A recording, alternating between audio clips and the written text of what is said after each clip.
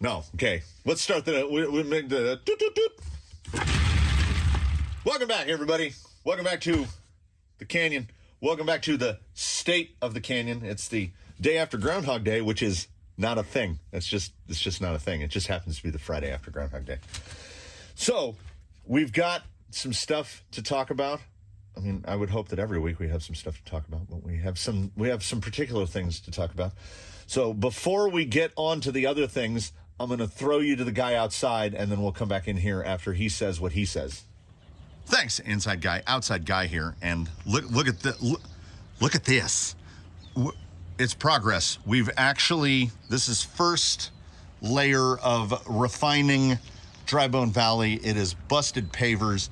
It is placed in such a way, and there's some rocks too. There were some big rocks that were dug out of that pile as well.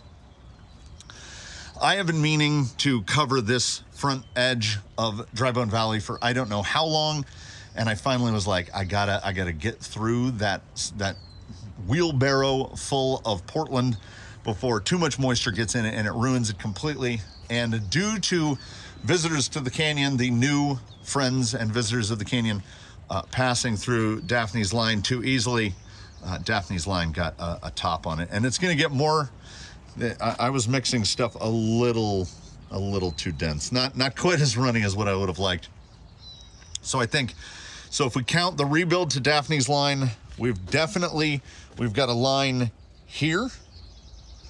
We've got a line here up through that same thing. You can come across over here. We've got the line up here. That one looks gnarly because as you get up into that angle, you've got some near vert right there. We've got this guy, which kind of it looked like a German army helmet before, but the little flared part, it's like a post base, flips upside down, dug it out of that demo box. So you can go around this way, you can come around this way. You've got this straight up right here, which should be super gnarly because you get into like vertical right there. And then you've of course got the trick of trying to wedge yourself in between these two rocks or trying to wedge yourself in between those two rocks. And they're placed a little on the narrow side. So this will get a full going over, much how like this section did. And there's still some holes that need filled. I need to go through this whole section. Dry Bone Valley has needed quite a bit of work, and it's an easy one for me to work on because it's real close. And it's under the lights, so when we're out here at night, this area gets used a lot. See, look at those shadows and stuff. There's just finished work that hasn't been done and needs to be done, but I'm really happy with this. It has not been driven on. It's, at this point, less than 24 hours since this went down, so I can't mortar over it yet. It's too wet. In other news, the order went in. I'm in the shot. I hate being in the shot. We all know this. I mistakenly ordered image not available. I do my orders. Look over here. Change. I do my orders online when I order stuff from Lowe's, and I was like, it's over a ton, so might as well just have them deliver it. So I ordered plastic cement instead of Portland, and it turns out plastic cement is what I should have been using all along because plastic cement has additional lime in it. So it's supposed to be like more fluid and more tacky. And for the stuff that I do, it should be more fluid and more tacky. In final note from out here on the course, Papa, in case anyone is ever curious as to what I am blowing all of that Google AdSense money on. Yeah, that's right. That's a wheelbarrow with 2 wheels on it. And it's my official dirt mover now. There is a real difference when you get a wheelbarrow that has 7 cubic feet. I would not recommend putting concrete in this thing, but this thing is enormous. I use, I've pointed it out before, my favorite tool is that shovel with all the hockey tape around the handle, because it's been used so much that the blade is worn down to where it's only like 8 inches long. So when you have a short bladed shovel like that, you can shovel a lot more because it's just physically impossible to get too much dirt on the blade. So you're not getting these big heavy loads like my loading shovel, what I use to move sand. I usually do 15 scoops and I fill a regular wheelbarrow. 15 scoops is like 6 inches down below the top on this thing. You can put like You can put 25 to 30 scoops in this, and it moves so easy. So I might be a 2-wheel wheelbarrow convert. I actually spent the extra 40 bucks to get a 2-wheel versus a 1-wheel because I was like, I already have a 1-wheel one, and this way I won't get them mixed up. I can keep that guy for concrete. This guy is for dry materials, and then this guy over here, old Rusty, because the original Cobalt, the center of the bucket basically disintegrated. So I'm gonna salvage whatever usable parts are out of that, and then we will try to get one operable wheelbarrow to put things like broken concrete and rocks in. So that's it for the updates. No other obstacles have gotten any work. It's been like weeding, and the goal now in the upcoming week and throughout the month is to finish out. I want to get Dry Bone Valley, which extends from right over there from Slick Rock over to here. I want to get this done to where I feel like I don't have to tinker with it anymore. And then after that, it's moving on over to whatever we're going to name the big 70-foot long guy up against the fence.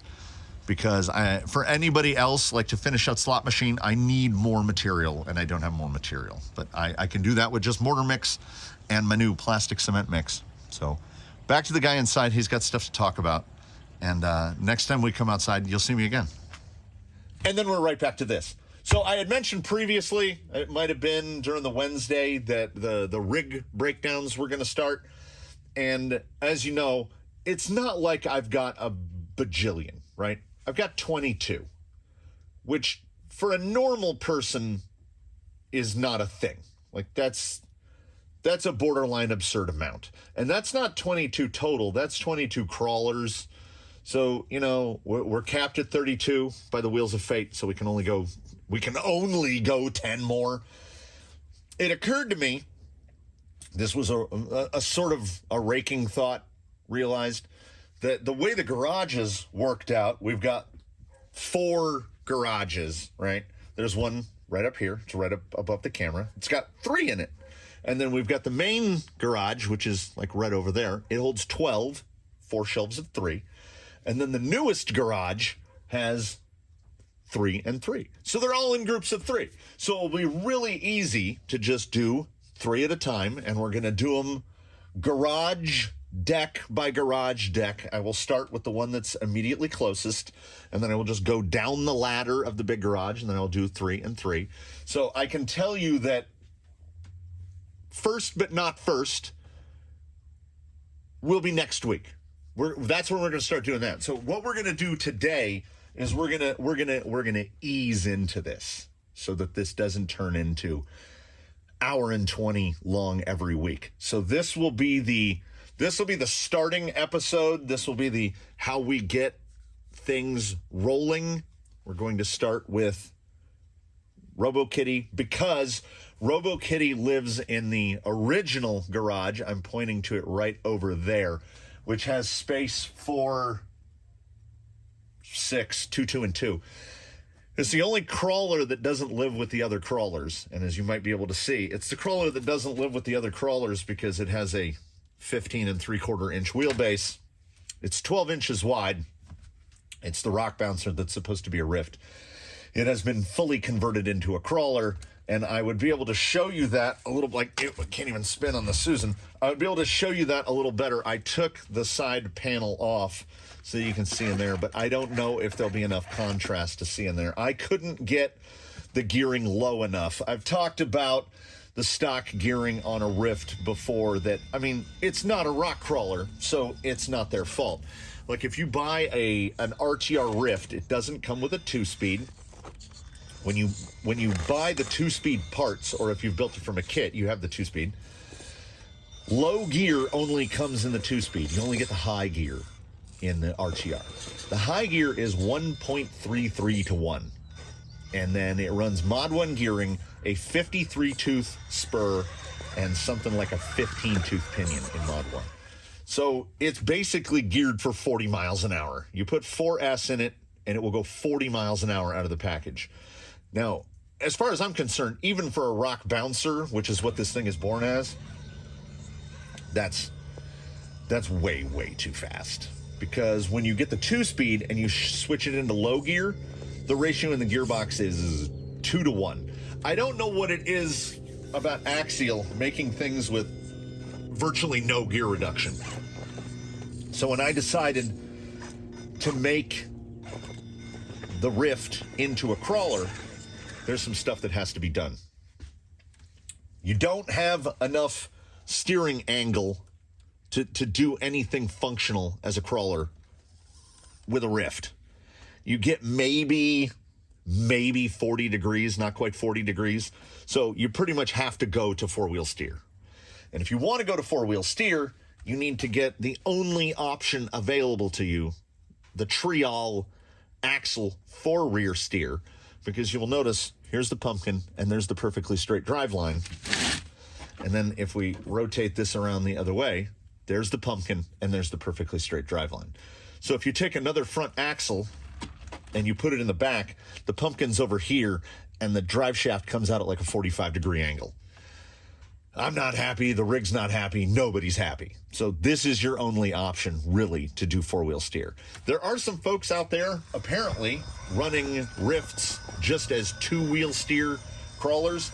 And honestly, I don't know how you do that, because it has just enough steering set up as four-wheel steer. I couldn't without four-wheel steer. Has to be four-wheel steer for me. So luckily, the included shocks, these are the Rift shocks, and then they've been fitted with, these are springs for the Traxxas high lift shocks, the long spring shocks. And I mean, you can see there's a bit of droop here, but when it's at ride height, it's fine. And the rates, they just happen to work out. The shocks feel really good. I was not going to attempt to run a four-wheel steer rig with it on trailing arms, so the trailing arms were discarded. And the way that it was done is our good friend Jenny's RC, Egg Harbor, New Jersey. I bought a whole takeoff set of links, so it is the same link, front and rear, so it's just mirrored. So it has the same front and rear. And I also got the knuckles, takeoff knuckles, and then just installed them in the Trial axle. So the single most expensive thing in here is that Trial rear axle, which is a thing I ordinarily wouldn't spend the money on. So the goal was, laughably, to convert this into a crawler as economically as possible. So I stayed with the power plant that was bought when I had built it as a bouncer, is the Castle Copperhead, with the, it's either, I can never remember. It's either the 1412 or the 1415 2400 kV. I would like to have gone lower, but I want to say whatever the one I don't have that's lower kV, the can is too long. I mean, it wouldn't be now, but the can was too long when I built it because it would have interfered with the stock chassis. So it was okay, we're just going to knock everything over. It's 2 feet long. It is what it is. I can't. So I wanted to stay as laughably economical as possible. So it was originally built with a Flash Hobby 60 kg, which at like a $60 servo is not grotesquely expensive. And then obviously you buy a second one. So, and they're both direct power. It runs on 4S all the time, mostly because a little bit more wheel speed, a little bit more grunt, and the gearing. We should of course get to the gearing. The gearing is reduced. I did initially reduce the gearing as much as possible. As I mentioned, you've either got your choices with the 2-speed of 1.33 to 1 or 2.0 to 1, and that is not enough. Because I made the first step, which is you remove the stock spur, and that is the Kimbrough spur for an RC10 GT. It is a 72-tooth, 32-pitched spur.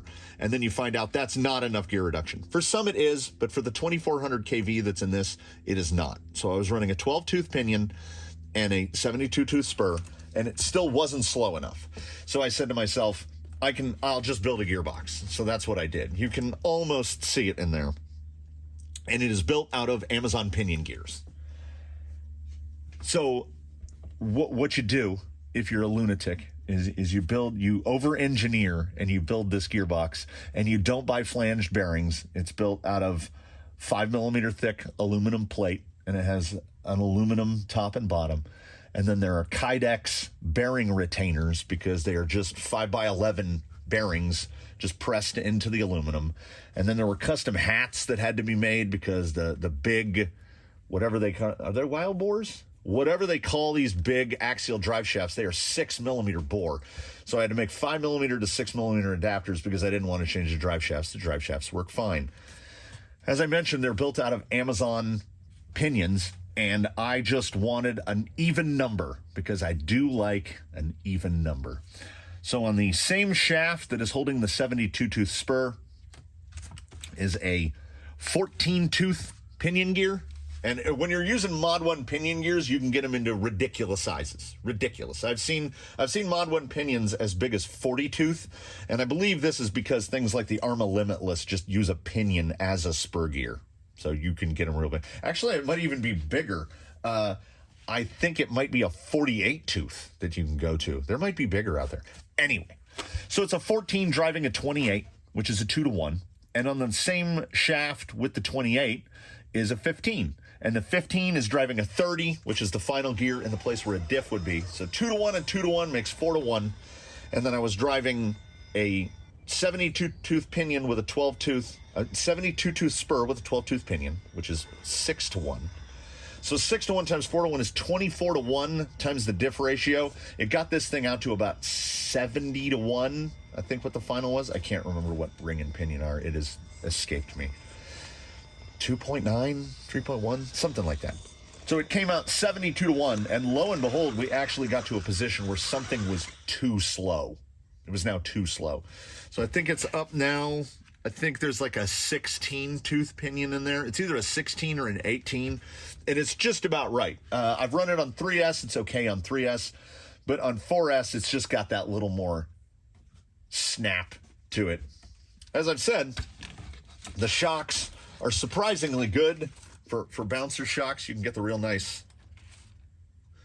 Settles down real good.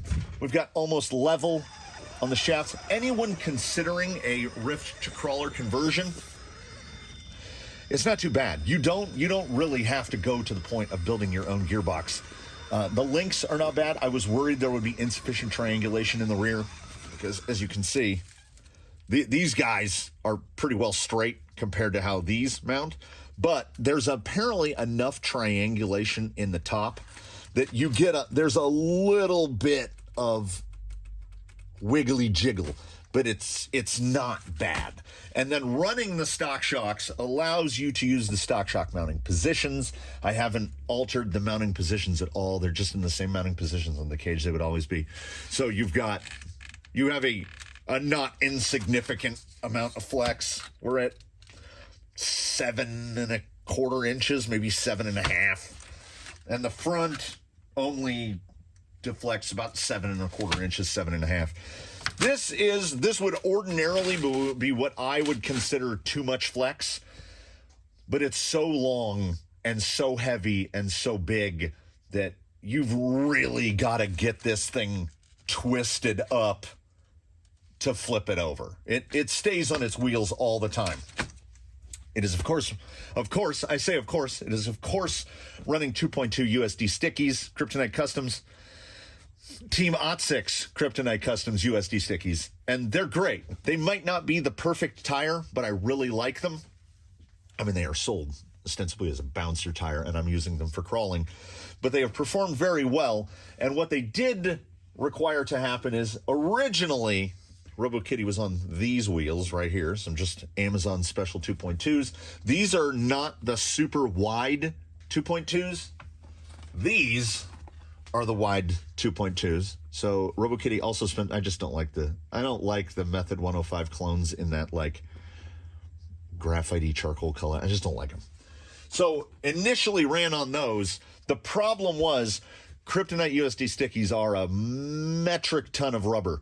So each corner was like 460 grams, something like that. It was too heavy because for whatever reason, the Castle system, I don't know if it's that the copperhead doesn't have enough juice. It can't be the motor. It's got a huge can. But when you get it to an angle of about like that, the drag brake is not an electronic anchor. Now, with the amount of gear reduction that's in here, and everything else. This thing should hold like a clamp, but it doesn't. Still rolls back a little. When it was on the stock gearbox, the drag brake was terrible. It would just roll away. So I ended up having to build that gearbox primarily just to get it to not roll away on the wheel tire combo. And then another additional effort was made. These are the Amazon 2.2 carbon fiber beadlocks, aka the easiest wheels in the world to mount, because the front and rear are just flat plates, and then there are little tubes that go in between them, so they're bolted. You can see it's the same button heads, front and rear. And the inner ring is a machined Delrin ring, and the tubes just slide in, so you can actually see the bead over the ring. It's impossible not to mount these. They go on, so it takes a minute to mount each tire, and they absolutely hold like a vise, like you're never going to pop a tire out. The bonus is I never thought I would get to the point that I would ever need to reduce weight on a rig, even rotating mass, because most rigs, I go for that 200-ish gram range. These tires weigh about 200 grams each, so I had to try to get the weight down somehow, and these have actually been great. Because they are mounted straight on the face, I had to go to enormous, I think they're 23 millimeter SLWs to get it out straight. And we have added a tiny bit of weight. I can't bring myself to spend the money on the matching Trial front axle because I don't have any problem with the plastic one, and not realizing that I would need this offset pumpkin adapter. When I was ordering this stuff from Jenny's, I just bought another. So I have a front axle with all the bits, just no gears, just sitting in a bin. So if I were to ever get to some place where I actually broke this housing, 10 minutes, I could have another housing in it. So maybe that's what we'll do. We'll leave it up to the universe. Should I happen to somehow snap this axle housing, which I don't think is a thing that's going to happen because I'm not driving it fast, I will. I'll plunk the money down on the Trial axle, much as it will pain me because I'll have broken the only two housings that I have. It's pretty great.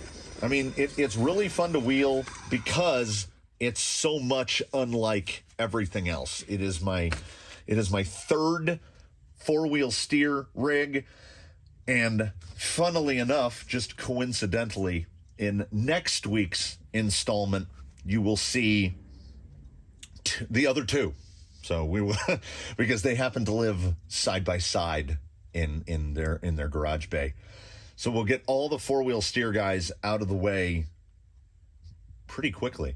There has been, and there should have been, and there will. There's been like running footage of this interspersed in, whether full frame, half frame, inserted, whatever. You know, we're trying to expedite. We don't want these things to be. Every episode can't be an hour, though I could make every episode an hour.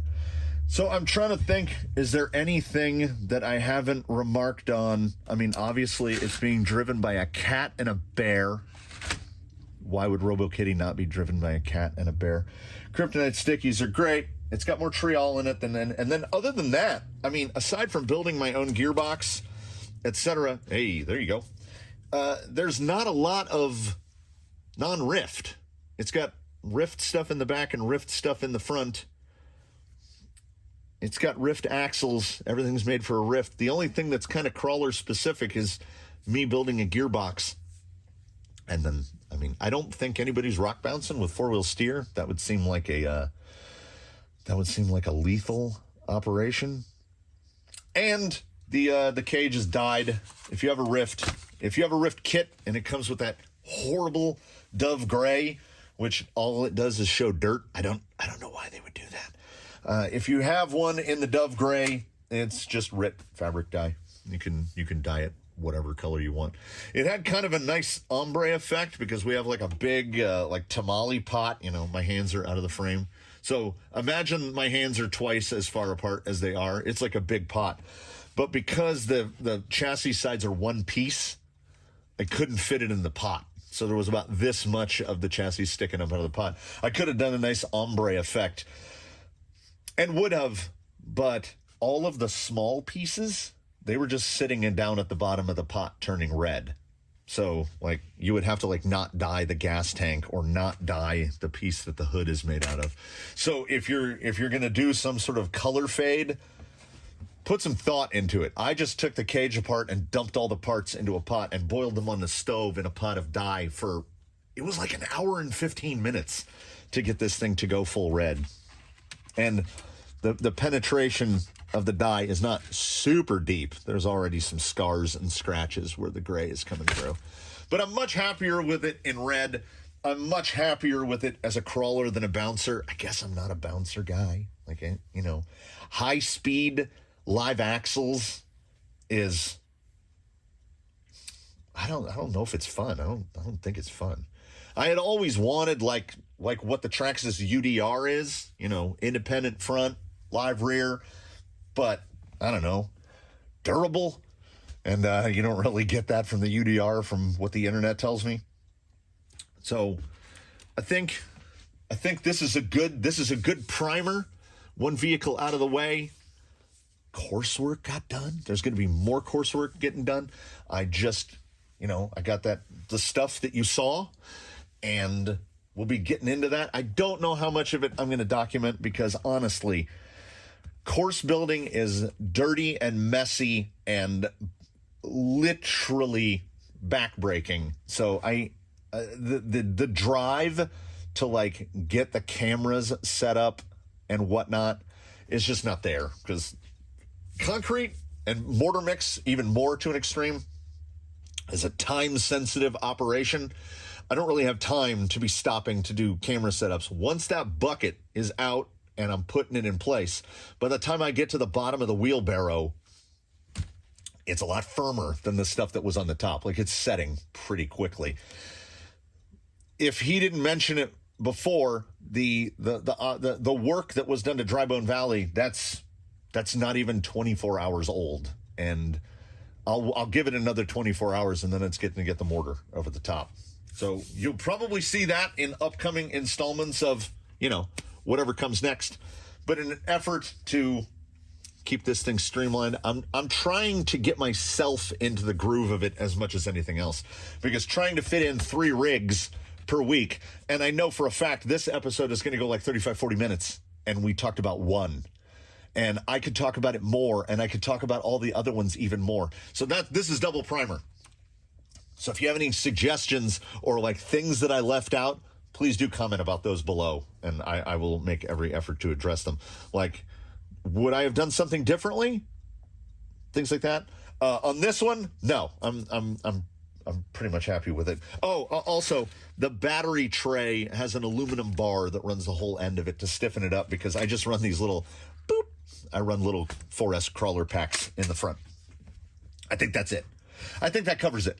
I think that covers this episode. I think that covers this installment. I think that ends this week. Have a happy Friday, everybody. Etc. Like, subscribe. Channel memberships, don't forget about those. Tune in for whatever comes next. I don't even know what comes next. I've got some stuff in the pipe. You'll see that when you see that. And till we meet again, do your very best. Have a good one, everybody. Have a good weekend. I'll see you soon.